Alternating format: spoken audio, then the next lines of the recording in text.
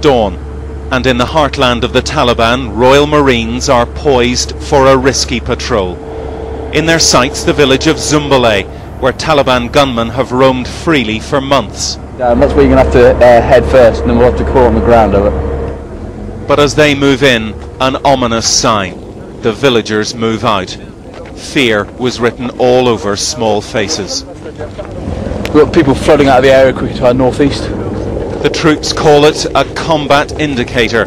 Armed men moving into position in compounds. The Marines enter the village, and for hours they patrol without incident, but the Taliban were waiting for their moment.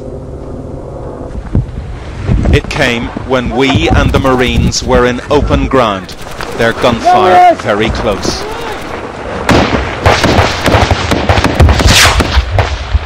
We crawl along the ground, dragging the camera with us.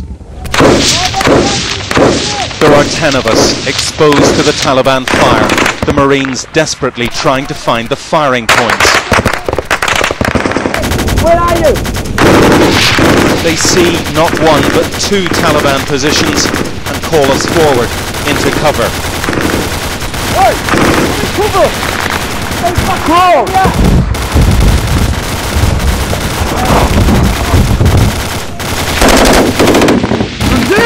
Taliban grenades fly overhead, but by now their positions are under intense fire.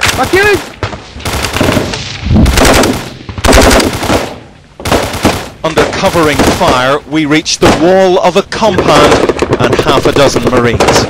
Next one, mini-me!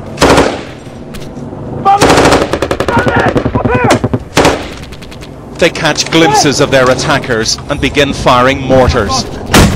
Often the Taliban will shoot and scoot. This time they stay put. Compound with the red scarf on it!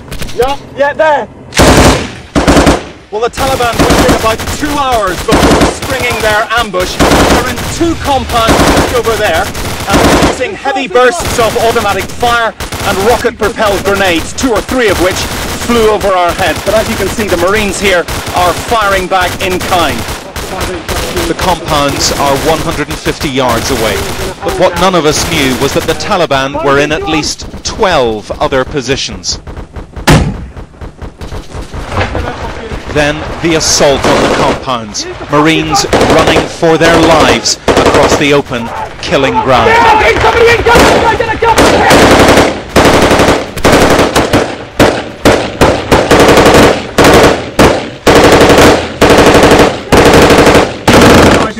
The Taliban hold their ground and hit back. A second wave of men go in. Now the Taliban are out, retreating along deep irrigation ditches. Right, the Bravo can see leakers from that building. He's adjusting across to hit them. Right, it's on fire now. But we were about to discover that the Taliban weren't finished. I'm now just following up into those compounds to clear them to see if the Taliban is still there. But it's not over yet. It's not over yet, but you know, these things, you know, we're not trying to clear the whole way through this village. Oh, it was quite close. It was close. A rocket fired from long range. By now, the Taliban were using 6 kinds of weapons, like the Marines. Old ammo liner. In Zumbelay's compounds, they find ammunition boxes, unused weapons, but little else. The Taliban had pulled back, taking their guns, grenades and mortars with them. But they were radioing for reinforcements. After a firefight that had lasted 2 hours, the troops began to withdraw. The problem for the Marines is there was only one way into this village, and there's only one way out, and this is it. We left passing the poppy fields that provide the world with most of its heroin, poppies and trenches, and the sound of artillery shells whizzing overhead. It could be Flanders in World War I, but here there were no British casualties. We assaulted the compound successfully, killed at least 4 enemy Taliban with weapons. That's confirmed. Confirmed, we saw them there dead.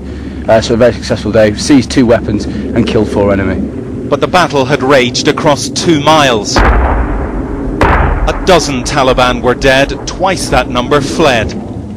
So, on one morning, in one village, Marines had confronted their enemy and won. But the Taliban will be back. They are playing the long game on their ground, and they are many. and there are many villages, hundreds, and a long war ahead. Bill Neely, ITV News, Zumbelay.